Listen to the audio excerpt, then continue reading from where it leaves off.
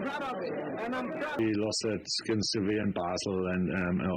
in Kiev and these kind of things. It's not bad to get to the final. This because we were able to win this competition, really difficult competition. But at the end, we had the energy, the strength, the belief that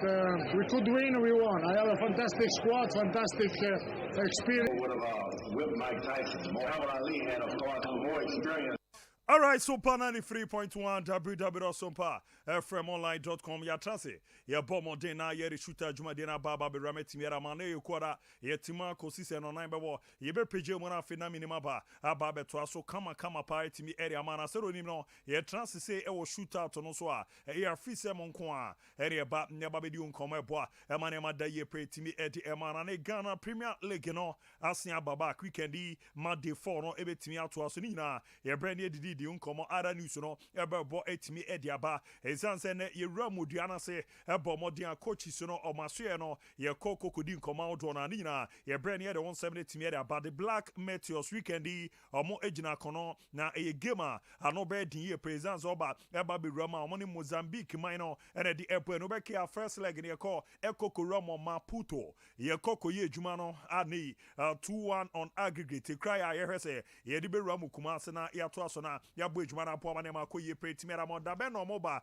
ni yire hwe na ya di dia onko ma na hyehyɛ no ada ye pera ma mediki aka sa pomde na nkasa na oso hwe na uhwe ni ye zanze nipa obekwa ba je so pomde no e ya de ejina bra na nyesa waso be hye kakre no kan mi na mekan for 21st clinic area ma seko na koko romo maso ye no momboa na jaya isana ne ma ko ye pa emfama this time rade ba ko a edi nkofo nya pa ya ye bi ni din de unwa asa ba wi amunu bi a wa ba asase su ne din no siatica otia edepa na nso no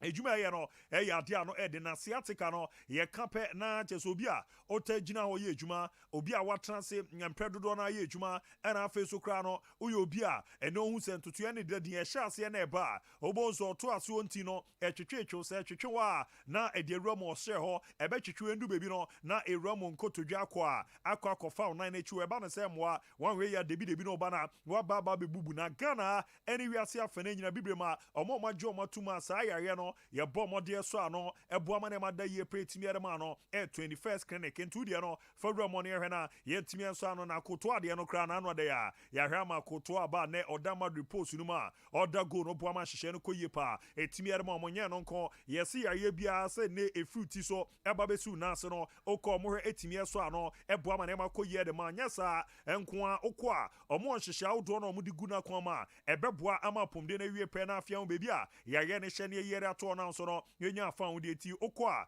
omo lab ho scan services no mo bo mo de etimi ye na afi massage no mekasa Friday bia onko no nurses no on bebo mo de na yetimi massage kama pa after no na machine treatment no etimi ato asuntu da na form 21st clinic nko a na abo mo de etimi enya bi 15 branches na aro ani chemo Ghana bebi a omato apeti ejuma na mo bo no ano edimpa Kumasi a opomo a ahwa overseas junction omo ebe na fa radio obo ase oro ani chemo council court so a na chese ni onsa betimi akomo oko junction enkoko atani ata o stereo main gate no onyo omo na Accra East Legon American House omo ebe omo fanamba no na ne dog eni nkomo ya na omo anane man koye pa etimi afama 0540 311 0540 311 niamwa na hyehyɛ no koye etimi afama de aduane pa X5 restaurant and pub X5 restaurant and pub na ne wenye aduane pendi a ya na fa bebi no ha dwen kakra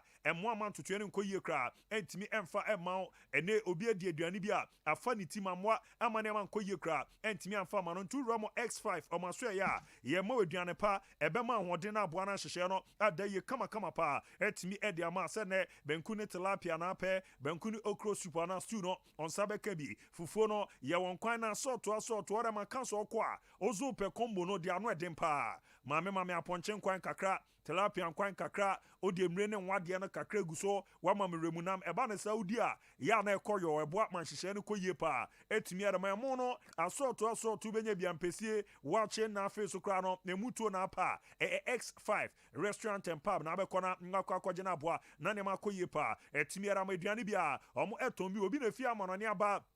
Ababe PM on China,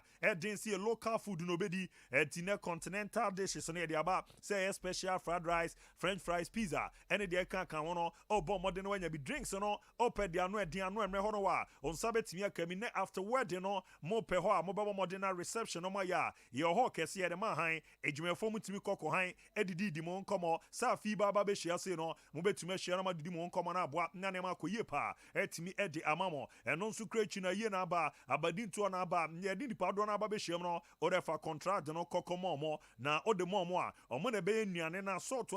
diaba, ebe buamane mada yepa, etimi ediama or shop, na jazeneno, unyo bian sumanare form na mani o monkasa, edianipo bibiano, yerebeba nyaba be ramo masue na boa, na bibia da ye pray timi ediama opo mo crowfrom, opsi sika FM form na mano 0549609697 omo, enon kasa nemwa nanemanda yepa, and from the Ghana Premier League is back at the weekend. Live commentary Edia Ricardo Vaz Betranse or Betra Gomwa Bomodena where Ramo Bebia na Bomanema Koyepa etimiera mas usual abe heba clinic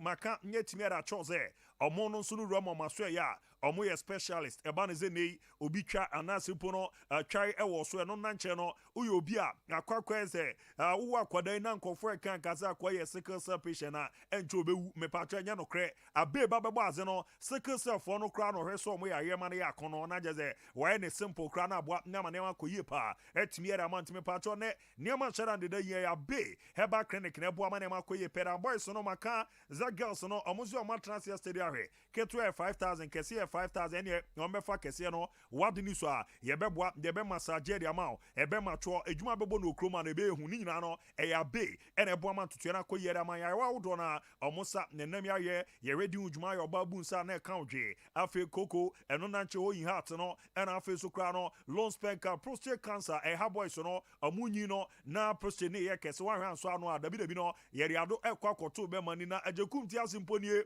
na wakwa akodi samampom ora ya ba ya baby a uhu no timane nyansa ya be heba clinic opomo a oro ani chemo tano so apatrapa new site o amo ebe apatrapa junction no okwa sickle cell test ye be na scan test no ya ye dia fa for ma me na ma ne nkasa na obeboa na ne nyogia na so pa 0243 3453920 0243 na 0506 460208 0506 460208 ni amwa nyane man koye pa emfa mama daroma ye baba betram ye adwuma no netimi arama na tetem so ma mi ram na me the Ghana Premier League no weekend the four no e koso na nra e baba betodwa ze quarter bomodi aye ntutu ani ya Niama didam se Ghana yen league no injunction e da so no ye betimi yi ere fi so no e na ramu teams outdoor na o maso ya omo abomode didi nkoma e bo amane makoye pere ma mti brekum Chelsea oko na ukokore omo nsema omo bomode eri tudwa ene se on common esiatia we travel to the capital to play Legon Cities FC at Ewak Sports Stadium. Etiano ye brekum Chelsea amonkoma monsono edi ato enu fioda ramo e okrobia Kumasi Asante Koroko official Twitter handle amonso abomode atwensem no kama pa yetimi de guezanze Monday amone Kimfaiza aboboko no ene di ebweni na krobia Kumasi Asante Koroko the race for Mondays action na jeze no de krobia Kumasi Asante Kotoko ono Twitter handle ono omodeba eba beto wa eboa emane ma deda yepa etimi edi ema omuntu omonso no prepare na boa mane ma koyere amomanu fio na ramo Accra Heart focus no omonso omaso ya na jeze amabomode etimi edi ato kama pa ni na no eye league ya kwa atwi hon komo eno mudidi dia na boa mane ma dadi so etimi ara momo until the at Ghana League will resume this weekend. We host Gold Stars at Accra Sports Stadium on Saturday at 3 p.m. Let your support count. Na hashtag Accra Heart to Vote Sporting Club Limited. Hashtag we never say die. Ntiano Heart to Folk no muso mon komono omori ababe to Ediana Football Club. Official Twitter handle also no okwa nyajezene omapomote etimia de niama tutu na koma Kobibiani Gold Stars watch along as a minus return to the pitch to begin the preparation for their weekend fixture without the folk najeze no so ne romo and a hashtag minus ne romo de diana de ni mood and a ne omabomode aze ememman katika pa na omaromo na heba akobwa na ye ne keze na eze kam ni ne bebia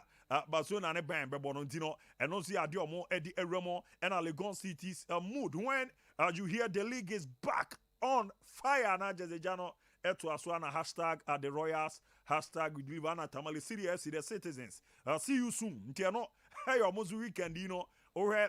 said a name is Kwa, Omone Real Tamale United, and a bit to me Eddie Abweni, and the teams in a Bima shall see out to Muzampa. Ani jene wie pe boa nane ma deda ye pa etimi edi amomo na ye fi on de ye nto komo so de sere de ba esi ati odo wani cheba the Black Meteors o maso ya amukoko jan Ghana na mu o Maputo ekokobo ejuma na amukoko bo na nye ejuma ketwa eni omo ni Mozambique minor na de ebo eni yero se be qualify na afcon U23 no ye je na so na ye timi abo ejuma na apo amanto era ko ye pa etimi era me na won komo no ene se na won sem na esi ati no team na ba nya ba bedu Ghana no enwumre ena omo ba bedu ye yesi nyame boa enei no enche kra ombeba nya ba be ramu kumase na onsiesie no etimi ato aso kama pede amon na kwesi da yare said the return encounter no ebetimi akoso na aboa ma bibia akoye pa etimi ara ma the Black Meteors enu fiwa eni edidi di nkomo Ghanaian football no eyeba na eba form na coaches omajuma no mo ye no ase na nye nsusanso oso ne ewramo de dikan no ye bomode etimi ane onyame ba oti akenten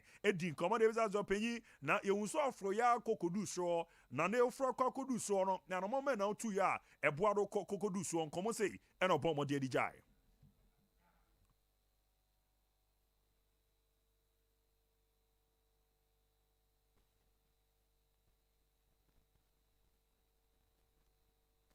Alright, you heard Niama di dame ebe kona ya bomode na nkoma coach Otia Kenten. Ebo mo de jeno ya ma wati kakra na bwana ntutu na koye pa etimi edi amantu cheche ma edi ewramu eche se ene obomode ya ntutu eni ye etimi edidi di coach sa odo bi machi ogidi ze no no boa mani sua ade a ebo aye man kakra ono so focus so edu bebi no na oba ba be ramu abibema ne ye ka coach sa ene omo aboa amane amadeda dimpa na jese ebo ana ne no ya bomode abonidi no etimi akan bi ntie no enkomo ne edi ya ne nyinam no ebo amantutu ya no so ekoye kama pede man team resem no merena me de ramu etimi ere amana watie kakra nkoma ne onyame ba coach Oti Akenten ebo modie di jaye ene se da won sunsu anso no esi etie na aboa na hyehye no so no etimi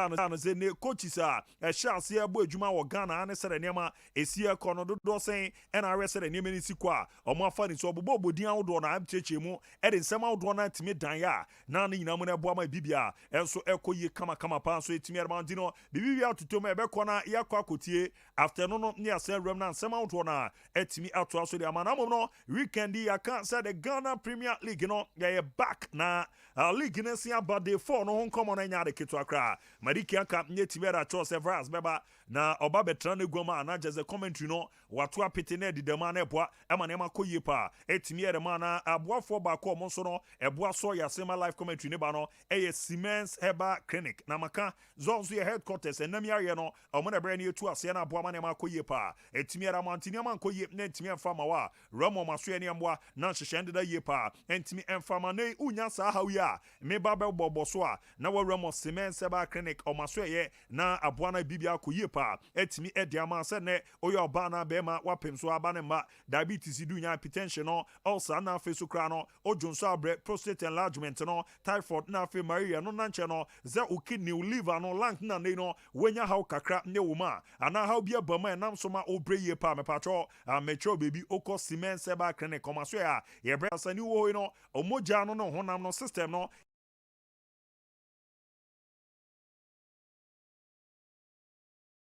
ya na mwama pomde no entimi enwie pe ntu kwa ya chada chobi esiwa obetro sa ne ma nyina na aboa na ne ma da ye pe da ma na droba ko mo de abedwama so no Siemens Vital Herbal Mixture do na friend agan na agan no ya no wabisa boys no wa so mbeka agan no wa sema cheza ze agan no nedwuma ebo no ehu bruta na agan no na ade ne da form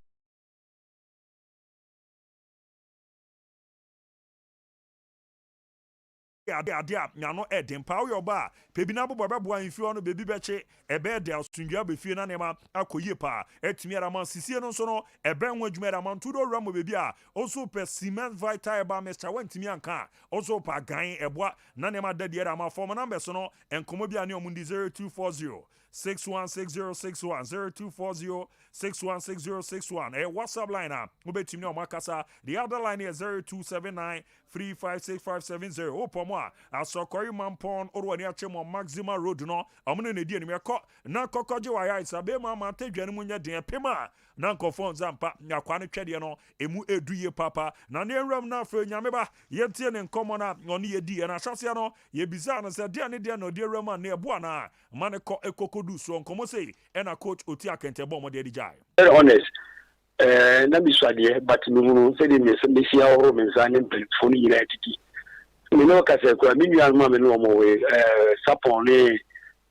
Basiru Hayford no ne ho mu nyina no mu nyina se me aso me coaching courses ya no mu nemu a o mu nyina de nya o license intimi mo dia na me feel a little bit proud and then having been accredited very well by CAF and I feel the whole FIFA. I was a consultant with FIFA. Intimi make say nyamia madum omuna so me mu ma me tru okosi afa de no ne could support no ne Bashir no. I respect them because it was from them and I'm the group of the metro especially bit say you akosi yankechi. I can never look down upon him no matter what. There be the Messiah no and say oboani very honest. Tia no ya command no na chese coach Oti Akenten ebo mo de ne di a wacheche mo ebo amane makoye pe no anso ye bizarre ze de djuma wo hya ase ne bibia akodu ye no nsusu anso be na nya won kofo so hefa e na anso aboa ama coach sa odo na no omo nso etimi aba ne football no omo ebo adwuma no so nkomo se no di de che ni nyuma no bebre ya na me ye enu mu enye di nya didi dramani asisi didi dramani as an instructor no she baby I would do say as a national team coach. And the other yeah, no say we get you na on the new and fast wa bia yesu nya ya. As for players here, meeting ka be meeting ka o mo doso wa win. Tia no ya comment no so bobo de etimi de church ampa. O sha say coach no wa boa ma ne ma de ye pa. Etimi ra man kofo dodo na masu didi dramani current uru wani chemo Ghana. Na chese the Black Stars assistant coaches no ba kono no coach Isapon e ramo no so na so na dedika no ye bizarre na ze ne oba ne ba be ramo na hwesere ne ma esi etia ye coach football no amo na hwehwehwe ase a boys no mo fefa for mo atomo youthful age na enim sa asamo ajankra no e fansam na san komo no se no no so edi no. They will have time to learn, especially in our time. We had the luxury of dealing with children in Saito, small schools. So basically, you start teaching them from the basis. They will have time to learn, especially those of us who taught in the secondary school. We had about 5 or 6 or 7 years to do with a particular player or some players. And your technical acumen imbibed in them. They learn more as the years go by. And you do maybe a 6 form, 1 to 1 6 form, could do form 5 crown. He's able to go somewhere with a technical knowledge of what to do on the field of play. What I said, I'm telling you about time I want to share, contact time. And so now, over other aspects, you see, basically, you teach them ball control, how to head, how to even communicate on the field, and many other aspects of football. They learn, and for so many years, they are dining with it. Unlike right now, player, well, you don't know where the player is coming from because you want to get the result. You don't even know. You overlook the technical aspect now, all lacking. You build on what you see, what you are seeing. You have to get results. In the olden days, now your schools. Etia no ya komo pomo de timeri je ani nyina mo wa cheche mu kwan a ahyase no na fa so boa me football na ma da ye pe timeri me after no ene bizanze adwuma no waka wa cheche mu na kwan ben ye be fa so a ye be boa na yenya quality players na no maba aba be jama bo Ghanaian football no. The confidence in the player. You have to build, as a teacher, we build confidence in the players to get to know where they want to go to. But as I say, some of the coaches don't have that patience enough for the players. They want a hurried result. And as a teacher, I say, you took the children as your children. From other aspects, you want to direct them, whatever even happens in life. You sit them down. Until my time, I sat them down and told them the realities of life, the do's and don'ts of life. That will help them to go up there to be professionals. And it helped most of them who took to what I told them, and they went up there. And that time we need that type of contact time. And then we need that patience to to deal with the players. So, but right now, no, if we age 11, no, they are old. Because our money is not concentrating. Official wasting the time by going down the basis. Oh, wait a second, oh, say pass with him, but he doesn't know that you are teaching him something. Atia no ye chemo ne obo mode etimi de man ni nyina mo no ogidi so hwe sere ne mesi kwa bua me football ne ma da ye peda me na ye ne ni we e dey be the coach Ghana de MZ djuma no waye bebre na ade ba ko e common pa ne se local coaches ye pa mo ani obosi ye be form ye de omo be kwa oye djuma kakra bi betu ye kro nya de ye kra ne ya ma ne win matches ne ye djo mo kwan na Ghana coaches ye pa mo bebre no e di ntia na sa ne ma na etimi e ba sleeping on nema even say they go for the courses and then almost instantly, they are craving to go and coach a team on the field to be seen. Inadvertently, they don't progress and they are sacked. So it goes to cover all coaches. Ghana, they don't discriminate. They don't try to identify the good coaches. They all come under one basket. And a Ghana coach for, and a Ghana coaches. But then I can say we have pastors and pastors. Coaches, the same thing. We have coaches within coaches. Coaches with a lot of experience. Oh. It doesn't mean that in the classroom you are better off than me. No, maybe practically I'm better than you. Okay. Well, so me back coaching course. Now I will advance more than you. Atia no ye command your bomb de etimi na edi ana ina bo amane ma dadi mpa komia bibia hye ye de. Nyame adom abudia bibia hye ye. Michael Akomia. Oh yes, abudia bi. The sports messiah. Yes, I remember saying that they must sabi position. Na dey why be say wa ba we kaka. Rocky atumi mama bet na team B. Na team B na me tene nche. Ona what the can ka so ye thing got the destroyer. Yeah,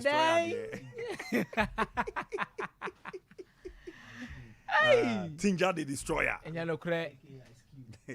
Wamiana bibia che ye de. Nyame adom abudia bi awia bi me asa betena se. Ye ne Ghana for betwetwe nkomo. Ezi ama uzo call teams no official Twitter handle Aduma sha say react to. After St. Junction ye lifted, just a league in a bounce back weekend. To every Chelsea dia. We travel to the capital to play Legon City FC at a Wax Sports Stadium. The race for Monday's action against Ashanti Koroko Sporting Club Accra to Folk. The Ghana League will resume this weekend. We will host Gold Stars at Accra Sports Stadium on Saturday at 3 p.m. Let your support count. Hashtag Accra to Folk Sporting Club Limited. And I see you soon. Tamale City, the citizens of Ghana football. And it do no mood no omafa akwabi ne bona eze kam new no tetrete so by tre and na ojamo de na baba to na akwa ibu de any weekend in call for bebre Legon City's mood when you hear the league is back on fire now fire emojis in it to hashtag the Royals hashtag we deliver t weekend be the pa na and come inside training watch along as a minus return to the pitch to begin their preparation for the weekend fixture without a folk the hashtag minus there has been any Gold Stars the kofu EPA reactions and run make us that teams in I think it's another one train official release from the FA website